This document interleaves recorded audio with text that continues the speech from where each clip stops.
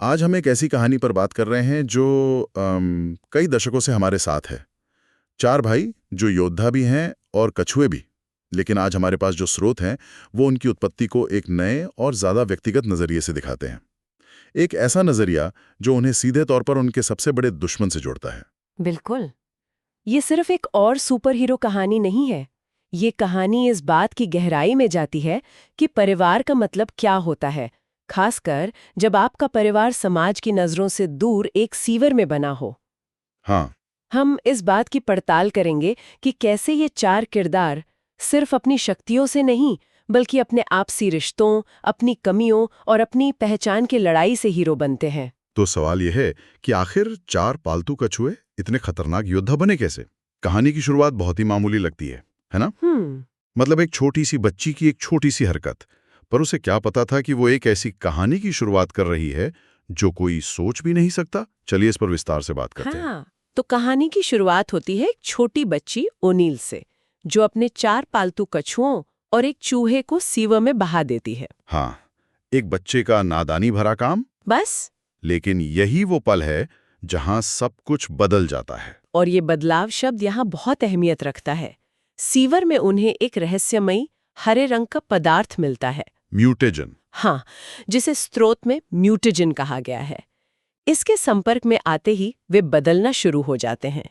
कछुए इंसानी आकार ले लेते हैं और वो चूहा, वो भी एक समझदार बड़े जीव में तब्दील हो जाता है। और यहीं पर एक फाउंड फैमिली यानी एक अनपेक्षित परिवार की नींव पड़ती है। बिल्कुल। और इस परिवार का मुखिया बनता है वो चूहा, जिसे हम मास्टर रैट के नाम से जानते हैं। लेकिन एक चूहा चार टीनेज कछुओं को पालेगा कैसे और उन्हें सिखाएगा क्या? यही तो कहानी का सबसे दिलचस्प हिस्सा है ना? उसे सहयोग से सीवर में मार्शल आर्ट की एक पुरानी किताब मिलती है। अच्छा। अब सोचिए, एक बुद्धिमान चूहा जिसके पास कोई गुरु नहीं है, वो सिर्फ एक किताब पढ़कर खुद को और अपने चार बेटों को निंजा योद्धा बना देता है। ये तो किस्मत और मेहनत का एक अजीब सा संगम है। सही बात है। वो उन्हें सिर्फ लड़ना नहीं सिखाता, वो उन्हें एक कोड, एक अनुशासन देता है। तो ये ट्रेनिंग सिर्फ अपनी सुरक्षा के लिए नहीं थी? नहीं नहीं, बिल्कुल नहीं, ये उससे कहीं ज्यादा थी। मास्टर रैट जानता था कि बाहरी दुनिया उन्हें कभी स्वीकार नहीं करेगी। उन्हें राक्षस या अजूबा समझा जाएगा। हाँ, इसलिए ये ट्रेनिंग उन्हें जिंदा रहने के लिए तो थी ही, साथ ही उन्हें एक पहचान और एक मकसद देने के लिए भी थी। सीवर उनका घर था, लेकिन निंजित्सु वो उनकी पहचान बनने वाली थी। तो मास्टर रैट उन्हें बड़ा करता है, लेकिन वे चारों एक जैसे नहीं बनते। हर एक की अपनी अलग शख्सियत उभर कर सामने आती है। सही है। हाँ, और ये कहानी कहने का एक क्लासिक तरीका है, एक टीम में चार अलग अलग स्वभावों को मिलाना। ये तालमेल ही उन्हें मजबूत बनाता है, लेकिन यही उनके बीच टकराव की वजह भी बनता है। सबसे पहले है लियोनार्डो, नीला मास्क और दो तलवारें। लीडर। हाँ, वो एक स्वाभाविक लीडर है, अनुशासित और जिम्मेदार। फिर है डोनाटेल्लो, बैंगनी मास्क वाला। उसके हाथ में एक लकड़ी का स्टाफ है जो असल में एक हाईटेक गैजेट है। वो टीम का दिमाग है। हर मुश्किल का तकनीकी हल उसी के पास होता है। बिल्कुल। तीसरा है राफेल। राफेल, लाल मास्क और साई नाम के खंजर जैसे हथियारों के साथ। वो टीम का बाहुबल है, गुस्सैल, जिद्दी, लेकिन अपने भाइयों के लिए वो किसी भी हद तक जा सकता है। उसका दिल सोने का है, बस उसे दिखाने का तरीका थोड़ा अलग है। कह सकते हैं। और आखिर में मिकी या माइकल एंजेलो, नारंगी मास्क और नन चाकू। वो टीम का दिल है, मजाकिया, बेफिक्र और पिज्जा का दीवाना। हाँ, वो माहौल को हल्का रखता है, जो ऐसी तनाव भरी जिंदगी में बहुत जरूरी है। तो आपके पास लीडर, दिमाग, बाहुबल और दिल, एक परफेक्ट टीम। और यहीं पर कहानी का विलेन सामने आता है, फुट क्लैन।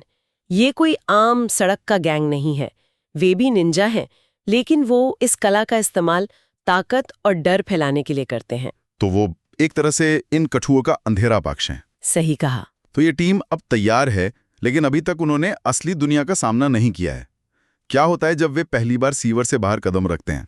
वे चुपके से बाहर निकलते हैं और एक सबवे स्टेशन पर फुट क्लैन को लोगों को बंधक बनाते हुए देखते हैं, और वहीं अंधेरे में रहकर वे पहली बार अपनी ट्रेनिंग का इस्तेमाल करते हैं। और वो सारे गुंडों को हरा देते हैं, लोगों को बचाते हैं और किसी के देखने से पहले गायब हो जाते हैं।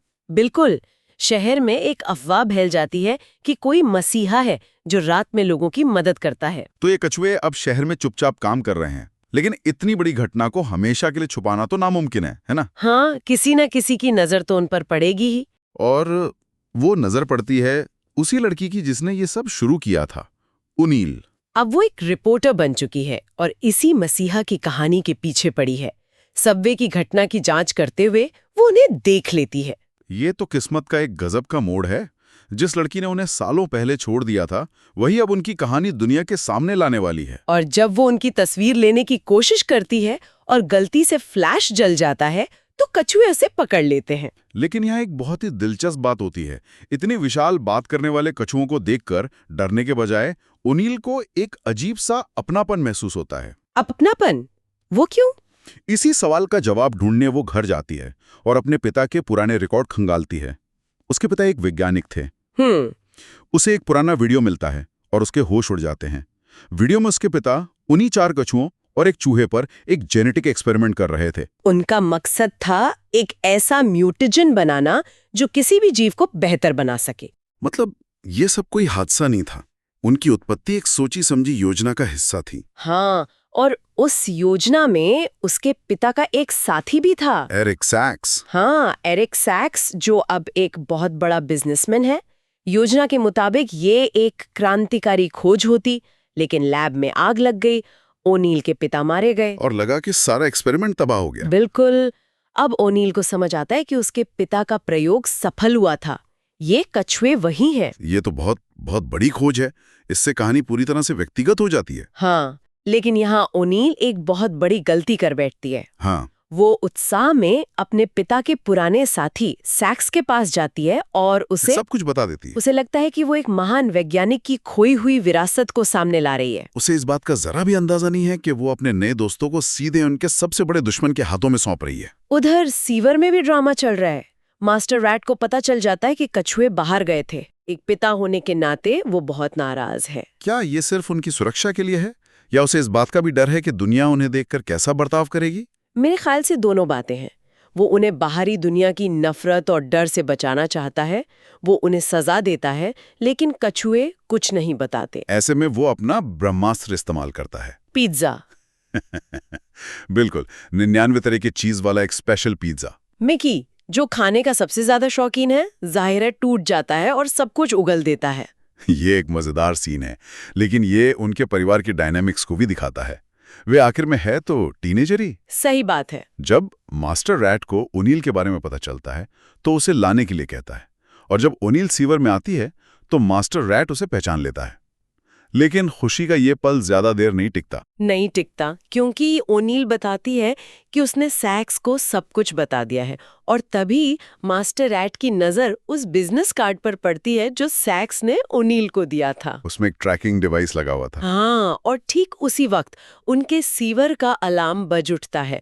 उनका सुरक्षित घर अब सुरक्षित नहीं रहा। फुट क्लैन हमला कर देता है, और इस बार उनका लीडर श्रेडर खुद आता है।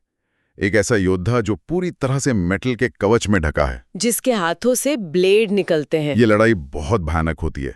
कछुए और मास्टर रैट अपनी पूरी ताकत से लड़ते हैं, लेकिन श्रेडर उन पर भारी पड़ता है। ये उनके लिए एक हकीकत से सामना करने जैसा था। बिल्कुल, वो अब तक छोटे मोटे गुंडों से लड़ रहे थे। श्रेडर एक बिल्कुल अलग ही स्तर का खतरा है। वो मास्टर रैट को बुरी तरह घायल कर देता है और लियोनार्डो, डोनाटेलो और मिकी को पकड़ कर ले जाता है। राफेल किसी तरह बच निकलता है। उनका घर तबाह हो चुका है, उनका पिता मरणासन्न है, और 3 भाई दुश्मन की कैद में हैं। और यहीं पर हमें सैक्स और श्रेडर की पूरी साजिश का पता चलता है, जो बहुत ही घिनौनी है। ये सिर्फ शहर पर कब्जा करने की बात नहीं है। उनका प्लान है कि वे पूरे शहर में एक जहरीली गैस फैलाएंगे। लोग बीमार पड़ेंगे, हाहाकार मचेगा। और फिर सैक्स एक इलाज के साथ सामने आएगा। और वो इलाज कहाँ से बनेगा? कछुओं के खून से। उनके शरीर में जो म्यूटेजन है वही उस जहर का तोड़ है। सही कहा। वे पहले बीमारी फैलाएंगे और फिर अरबों डॉलर में उसका इलाज बेचेंगे। वे खलनायक भी होंगे और खुद को मसीहा भी दिखाएंगे।